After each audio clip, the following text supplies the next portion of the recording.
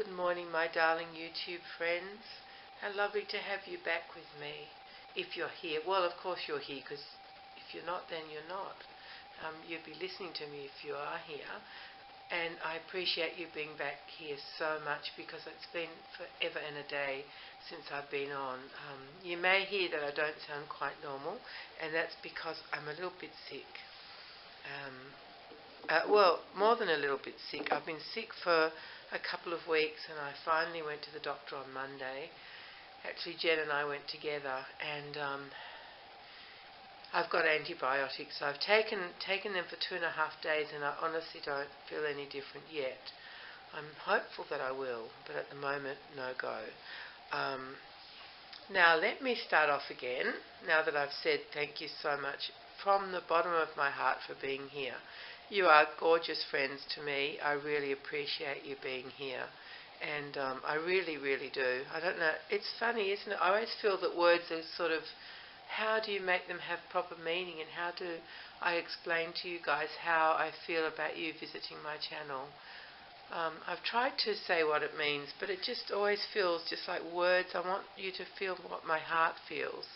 But anyway, I love you being here so much, and I appreciate you coming back after this break.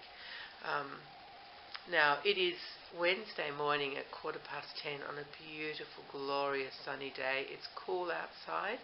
I think it's only going to be about 18 degrees maximum, which is cool, isn't it? Well, it is for us. I think that might be...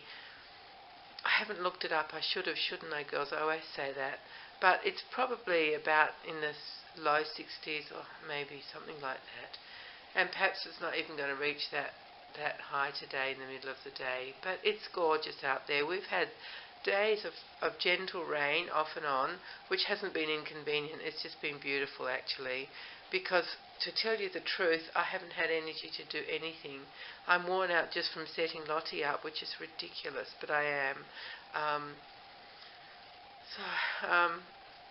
can't even think what I was saying just then. Yes, the weather's been gorgeous for just... I haven't been able to do anything, so sitting down and watching television or YouTube has been lovely with the rain falling gently outside. It's been so nice. Yes, so Wednesday, 10:15, beautiful sunny day, and Lottie and I are here. This is the long-awaited, ridiculously awaited video where I was going to tell you how I got into Reborning. It will perhaps seem an anticlimax, seeing as it's taken me so long to get to this point, but I hope that you enjoy this video. I'm sort of torn because I'm busting to tell you things, but it would go on forever and a day if I did that, unless I can cut short my journey into Reborning. We'll see. I have no idea what's going to happen next. You guys know that. I basically know what I'm going to say, but I don't know how much I'm going to talk, and it's always much more than I plan. That's for sure. So first of all, before I get started, I just want to say that I hope Nana is feeling all the love that we're all sending her after the loss of her darling papa. It's very sad news for everyone in the Reborn community. He was a beautiful man with a beautiful voice and a gentle nature, and supported his darling wife so much. Most husbands don't do that in this hobby. In fact, some are quite mean about it, but he was always very supportive because anything that made her happy made him happy. Anyway, so I hope that Nana is feeling all the love that everyone sent her, and that we're, really, really care about her. I hope that her family has closed ranks around her and are protecting her from any extra pain or problems or difficulties, and I hope she'll come through. Well, she will come through this, okay. For sure she will. Okay, so that's what I wanted to say about that. Just take it as read that I'm thinking of you, Nana. I have left a few comments on people's videos to that effect. So I hope you know that we're all thinking of you, and we're all sending you love. Okay. So we are looking at this cheeky little girl of mine, this little Lottie, who's not that little really. She's about 22 inches. She's the Mary Ann kit by Natalie Blick, and I think she was around 2 years ago, something like that. She's only a year old, well, a year and a couple of months old for me. That's when I finished her in December of 2017. I think that's right. Yeah, that would make her a year and a bit old, wouldn't it? And so, but to me, she's a really good sized doll to dress. She wears 0 to 3 perfectly, and of course just straight 3 months as well. So that makes me happy. Everything except her bonnets and booties, they need to be smaller. But I've talked about that before in the proportions of these dolls. They're not true to life. Most babies' feet are bigger and their hands are bigger than what our kids are designed to have, and also their heads are bigger. They wouldn't look right. I mean, they would look odd to us now that we're so used to these proportions, but when you look at a real baby, the proportions are a bit different. I think the artists choose to keep them in these proportions because they sort of make more sense to us when we look at them. Anyway, so her head and feet, and hands, I guess, head and feet especially, are smaller than a baby would be of, say, 22 inches. So I always get newborn size bonnets and newborn size shoes and booties. She actually wears a size 15 in European sizes of shoes, and bonnets I always get newborn, and they always fit her really well. Now what she's wearing today, of course, isn't coming across the colour. It really is, and it's hard to imagine, isn't it, when people say that, because you do think you're looking at the right colour, but it's actually, her outfit is actually a really sort of like a light mustard. It's coming across very yellow in the camera, but it's a beautiful light muslin mustard colour. Oh, that's a bit tricky, isn't it? And it's by Kate Quinn. I heard about her on Ashley's channel, Baby Love Heartsmith. A couple of months ago she showed, I think it was her original haul or an outfit, I can't remember. And so way back then I ordered this outfit for Lottie, and the poor little child has been dressed up ready to go for ages. I originally had a cardigan over the top, but it spoilt the look, so she's just going to be a bit cold while I do the video, and I'll change her afterwards. So this little outfit is like a short dress or a long top in that beautiful light mustard colour in muslin. It's also got the window pane checks on it. You probably can't see that. But it's just the very faint lines through it in little squares, and it comes with matching bloomers. And it's got a little placket down the front with a couple of buttons, 3 buttons, and across the bodice is some lovely little, not tiny, but some pin tucks going across it. And with that she's wearing a Kate Quinn bonnet, which is made out of like a jersey stretch fabric. I think everything Kate Quinn is organic, which makes it really soft and beautiful. And the bonnet is just in a light sort of oatmeal colour, and it's got a self-type frill around the face, just framing her little face. And I've added some tights as well because, well, it is actually winter here. Even though I'm pretending for this video, it's not. So she has to have bare arms. Because I didn't mention that this little long top or short dress is sleeveless. I forgot to say that. So the tights are a nod to the actual temperature, and they are in a gorgeous oatmeal colour, and they're texture, and they've got little patterns, I think little bows up the sides, just within the colour. There's no extra colour on them, and they're in a newborn size. They fit her really well. There is no label inside them, and I've had them for so long I have no idea who made them. But I guess they're probably not available exactly like that anyway, so that's not much help anyway, is it? You don't need to know the name if you can't even get them anymore. But they're really cute. They don't come up to her armpits. They just come up where you would want them to come up, just above her nappy. And they're very cute, warm, cosy tights. So that's what she's wearing. She's also holding a little jelly cat bunny that I've had for a little while. I'm sure I've shown you this bunny. It's sort of a spread out bunny. So the arms and legs sort of spread out flat, and it's very sweet. She's holding his ear, and that bunny is in, I think it's white. I think you would call that white. And speaking of white, she is lying on this gorgeous blanket that I forgot I had, and I showed you in the last video. And it is by Pure Baby, and it turns out it is very similar to those royal blankets. I think Yvonne from Having You On mentioned that in her comment on my last video, and I think she's absolutely right. It's very similar to those blankets. It's beautiful. I love it. I'm so glad I found it. It was just folded beautifully in the bottom drawer where my blankets are. Not all of my blankets. There's a lot of blankets in the bottom of the pram.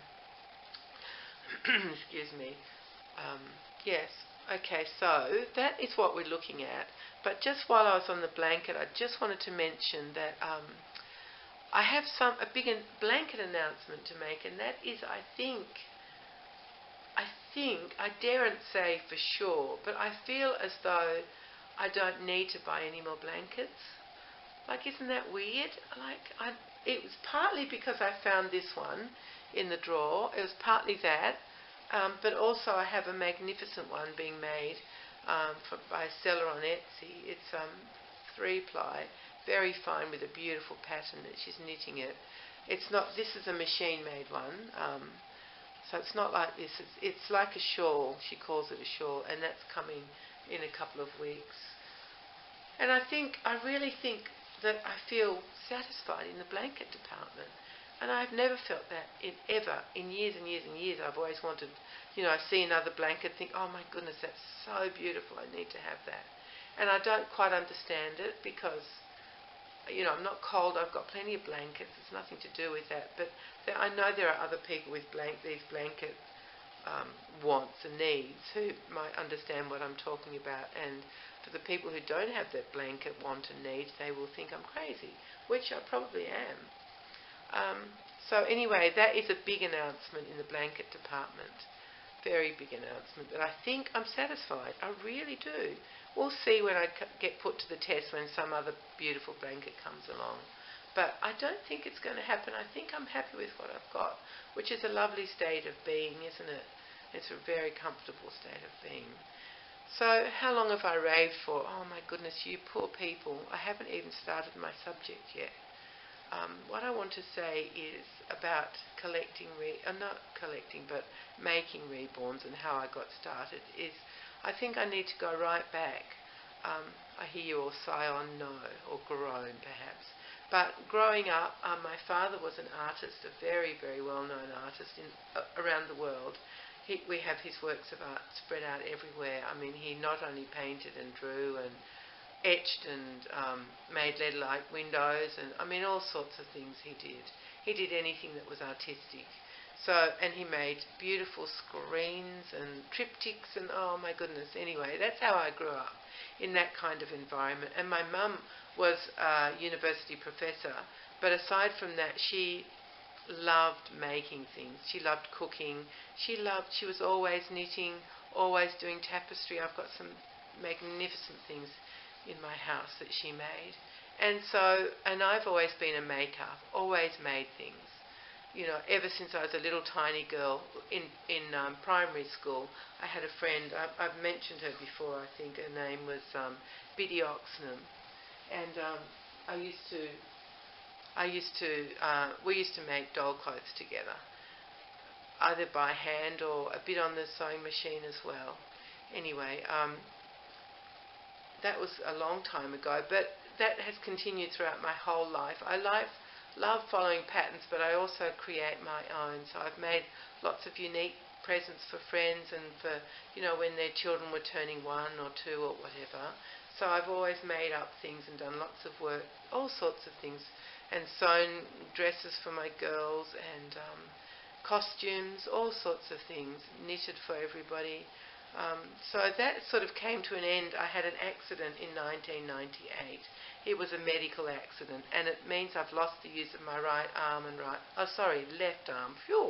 Left arm and left hand completely. Like I can't swing that arm. I can't squeeze anything and hold it with that arm. It's really only there for decoration. It doesn't do anything. And so for I don't know how long, it was like I tried various things. I've tried knitting with one hand. I've tried cross-stitch, which I love. But the problem is that once you've been really good at that stuff and quick at it, the frustration was too much for me of the fiddle and the difficulty, and I just wanted to be able to do it. So I didn't stick with them for very long. And in the meantime, bubbling along, I've always been a doll collector. That's the other thing about me. Always loved dolls. And always had a place for them in my bedroom when I was a little girl, and a special little corner set up, and always played with them and looked after them and dressed them and cleaned them, and the works. So it's no surprise that as I grew up, when I think before we had when we probably had 2 children, I've had 4 altogether. I was back into collecting, just in a small way, because there's never much spare money when you're bringing up your children. But I got back into it through the dolls that I've talked about before, the Kate Quinn, the beautiful German cloth mask face dolls that I love so much, that my mum told me about. She used to play with them when she was a little girl.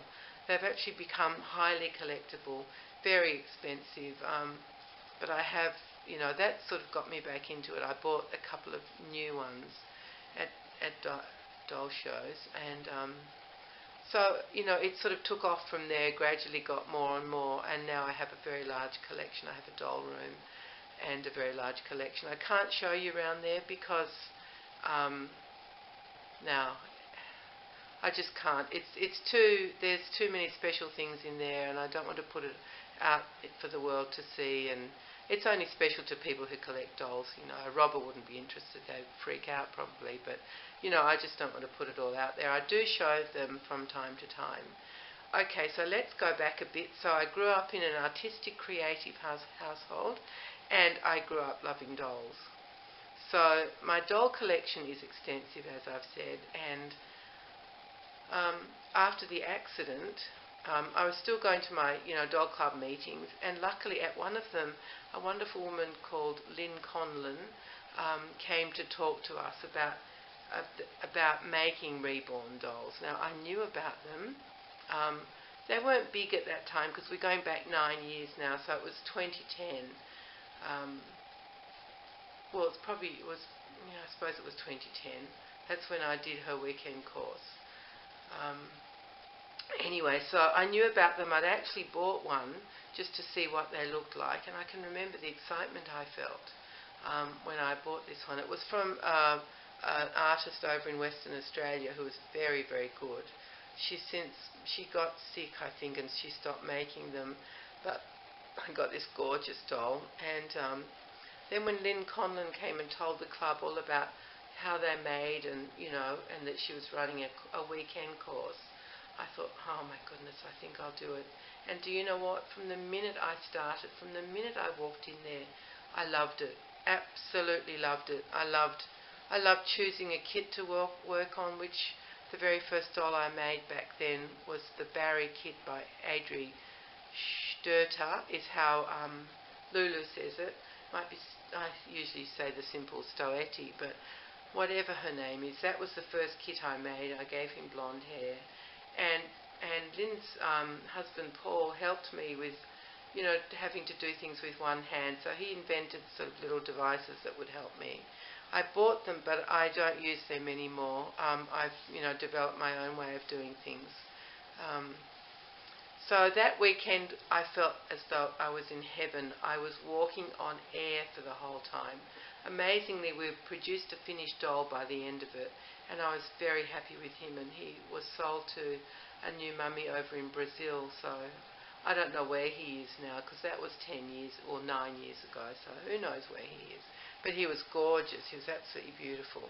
Beautiful doll. And I was hooked. I was absolutely hooked. From then on, I just kept making them and making them and making them, and it wasn't until Twin A and Twin B by Bonnie Brown came along that I even felt like keeping some for myself. I was so happy just making them and selling them. But those little heads, I've said it so many times before, I'll say it again because I have some new subscribers, but the shape of those heads are just beautiful, absolutely beautiful. They're different to each other. They're not identical, but they're both beautiful. They really are. So I kept those 2 dolls told my brother I was keeping them because the shape of their heads reminded me of his head when he was a baby. I mean, I was a baby when he was born too, but because there's only 13 months between us. But he thought I was crackers. But I know the shape of his head from all the photographs, and I've always loved it. He was very bald. He probably had some very blonde fluff, but that's probably why I prefer to make babies either with painted hair, bald, or not with too much hair. They just, for me, that they just don't look right. Although I know lots of babies are born with a shock of hair, aren't they? With tons of hair. Very, very cute. Anyway, so what was I saying? Oh yes, it wasn't until I came across Bonnie Brown's twins, Twin A and Twin B, that I thought I'll keep these for myself. And then a year or two later, I thought I would like to make little Lottie into a baby for myself as well. And I'm very happy with these three, although I have a lot of kits that I'm going to make, and each time I make a baby and I sell it, it's really hard to part with it. There's some special connection that you have when you actually make a doll yourself. I have. I can't speak for anybody else because maybe, I'm the odd one out, but really I do feel connected when I make a baby, and I love to see pictures of them afterwards, and I love to know that the mummies are really happy. So this weekend of learning how to do reborning I was in heaven. There was probably about maybe 5 or 6 people around, two big tables joined together.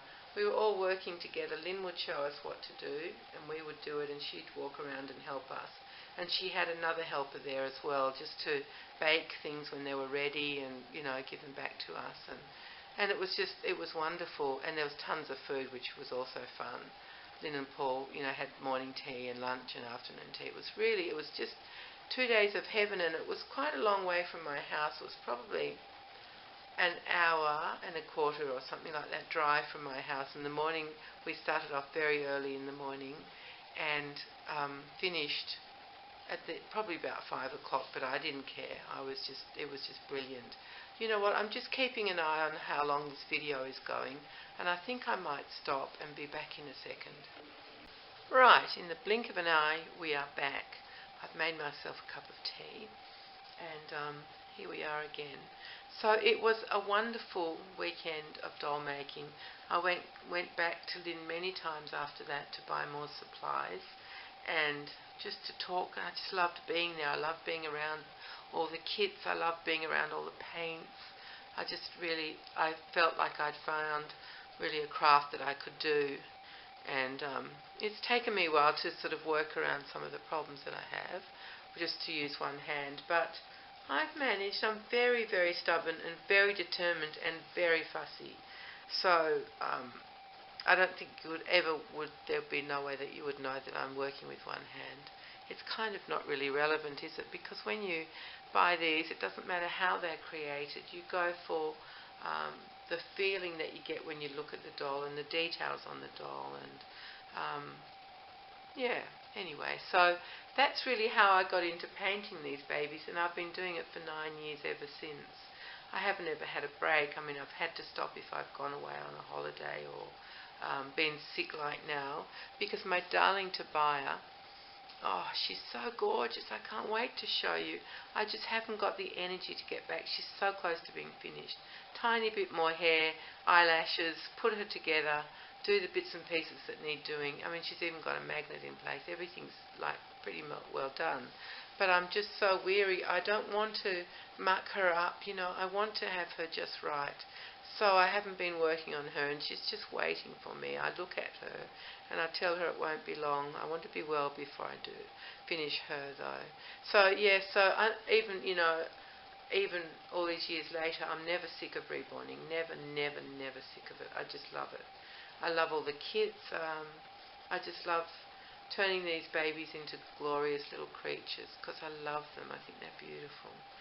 So that really is just, I guess that's a quick description of how I got into painting. And maybe I could just add that, I'm always learning, always trying new things, always adding something else. I think everybody who's an artist is like that. You never just stay the same. It's not like handwriting or typing something that will always look the same. Not that handwriting does either, but typing does. When you do something creative, each time you do it, it's different. You get a different, well, I get a different feeling from a kit. It tells me how to make it. Tells in inverted commas, of course. It doesn't speak to me, not in proper words, but I look at it and I get a feeling for how I want the finished product to be, the way I want the baby to look, and I guess that's why I tend not to do custom orders. I think that can be fraught with disaster. I haven't had that happen to me, but I just think our interpretations could be quite different. So something for you that is light modelling for me might be drastically dark modelling. I mean, it's just really too hard to explain exactly what you want. So basically I rely on selling my dolls to people who like my style, because we all paint differently, we all have our own kind of style, and then I'm very happy to add, any details that somebody wants, that's fine.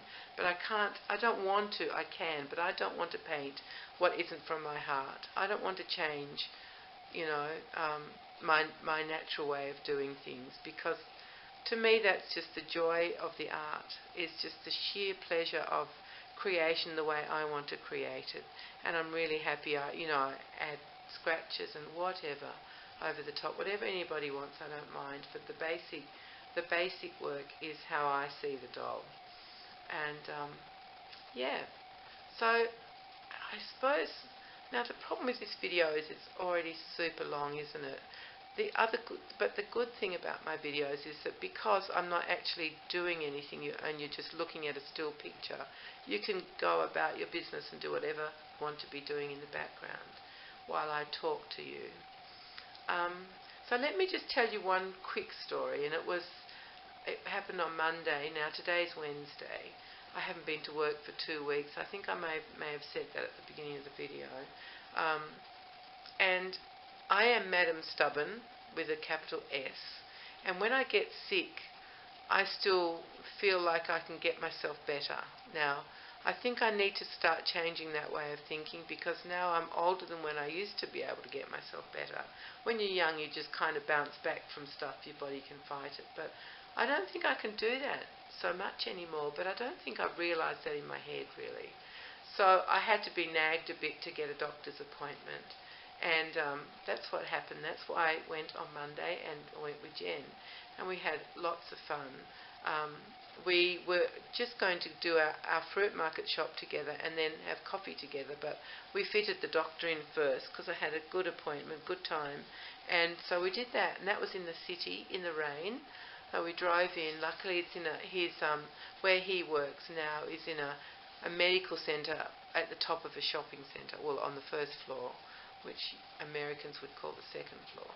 We call it first floor. Anyway, so he's up there, and there's parking underneath, so, we were fine weather-wise. The traffic was horrendous because we were in peak hour.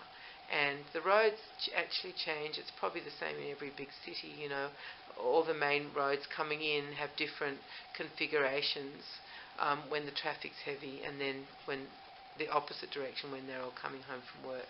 So we were in that, but it was fun. It's always fun when Jen and I are together. So we did the doctor's appointment, got the script filled, took the first tablet, and then we headed off to the fruit market. And we were in luck because the parking spot that I need was available. So we parked the car. I parked the car because I drove us into the city, and parked the car and went into the fruit market. While we were in there doing our shopping, it poured so heavily we could hear it on the roof, which was glorious, because we knew we weren't finished, like we were still going to be undercover for a long time. So that was fine. We had a few interesting disasters. It was that kind of a day when you pick one orange off to put into your bag and 20 fall down on it. Well, that's an exaggeration, but I do that. And a few oranges fall down on the ground. So that happened to me in at the oranges, and I've forgotten where the other spot was. And then Jen and I got to the grapes, and we were looking through them. I did want some grapes. So we were finding just these nice not too big bunches, just sort of smallish to put together in a bag. And as Jen was putting them in the bag, for some reason one of the bunches fell. And when a bunch of grapes falls to the ground, the grapes go everywhere. And Jen's back is hurting her a bit at the moment. So I was going fossicking around the floor, picking up grapes. And then it started, from then on it was on for young and old. And I think it was because Jen had her handbag hanging off the side of the trolley. So we bumped off, she didn't even realise. I can't laugh, it makes me cough, I've got to try not to. She knocked off a pouch of stock. Luckily the pouches are strong, so it didn't break, and I picked that up. And then we had to rescue another tin of something that she bumped off. So it was kind of like that all the way around. And we were laughing, and every time I laughed I started coughing, and I feel so embarrassed to be coughing in front of people. It's such a horrible sound, especially my cough is revolting. And anyway, so we managed that, and then it was time for coffee. It was still raining outside, but it was our special coffee break, and we got the shop where we have coffee is actually sells fresh fish and ready-made meals, like they cook fish and chips and fish burgers and coffee and stuff like that, hot chocolate, So it's a mixture. It's very interesting. And it's all under the one roof with the fruit market and a butcher. So we didn't have to go out into the wet part. But when we got to the little bit which is just opposite the exit for the fruit market, it was a shock because there were two other people sitting at our table. That has never happened before. We were shocked. There's only 3 little tables in the fish shop, and they're only big enough for 2 people. So that it's just tiny. It's just like an extra add-on addition, last thought or something like that. It's not really set up for that. So we didn't know what to do. There were 2 single men sitting at 2 of the tables, and then a couple sitting at our table. I tell you, it's our table. It should have just for Jen and Suzanne written on that table, reserved permanently for if they ever need it. Anyway, Jen went just to the shop next door, which is a beautiful Vietnamese bakery that has tea and coffee and all sorts of things, to see if we could go up there. And by the time she came back, one of the men was finished, and he got up, and then the couple who were at our table quickly jumped up and took his table, and we were so happy, and we thought, why would they want that other table? Ours is the best. Anyway, so we got our table, and it was really fun. We always have coffee, and we always have raisin toast as well. So we did all of that, and we just really enjoyed ourselves, and of course it wasn't raining when we came out.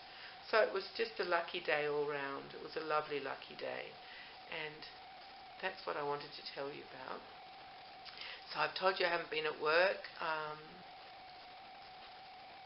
told you about Monday. I actually have a chest infection. That's what the antibiotics are for. And I was hoping I'd feel better by today. But let me tell you, it took a lot of energy just to set Lottie up, which is crazy.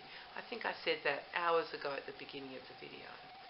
Anyway, I hope you've enjoyed this video and hearing about how I got into painting Reborns and really what led to it, which was a lot. It was the fact that, I've always been creative. I know lots of people it doesn't make me special, but I have always been creative. And then losing that ability of being able to make something was really hard for me.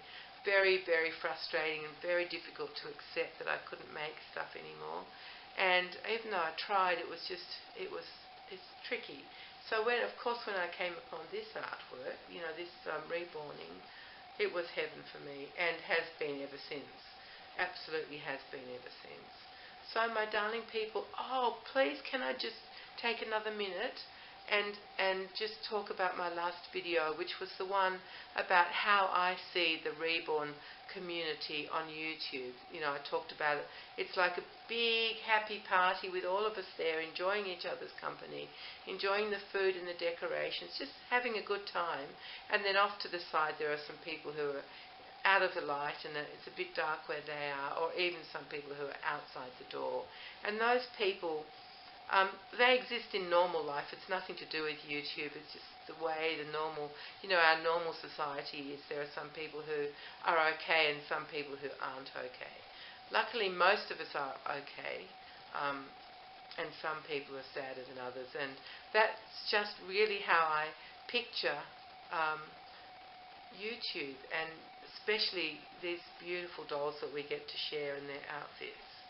So I would like to thank you for your comments. You have noticed, I'm sure, that I've only hearted each one, but I've read them all like 20 times, and that's not an exaggeration for a change, because they mean a lot to me. And it was interesting that you all figured out what I was talking about, and you added your perspective to what I had said, which was so interesting, and I appreciate your comments so much. So now I will say goodbye. Oh, no, I won't. I just remembered one more thing. Sharon Kaminsky asked if I could show my pram, and I certainly can, Sharon, but I do have a video from ages ago, so if you go to my list of videos, you will see I've done one on the pram where I actually show it from all angles, and so if you're interested, you could go back, but certainly I'll have Lottie or the twins in it before too long anyway, if you don't want to do that. So I think really I might say goodbye now. Yeah, shall I do that? That would be quite brave. It's almost 11 o'clock now. You poor people, I'm sorry. I hope this hasn't been too long. Anyway, thank you so much. You really do mean a lot to me, and I love you all. I really do. I love your comments. I love our interactions. I love getting to know you, and I have a feel for each one of you, how you are in the world, and it's just a lovely connection, isn't it? And yeah, so thank you very much to everyone, and I hope this video has been okay. And I'll see you all soon. Hopefully I'll be able to talk better and sound better, although I'm glad to have gotten through without spluttering and carrying on like a pork chop.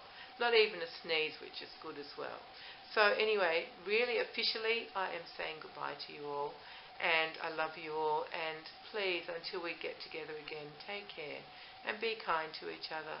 Bye-bye, everyone.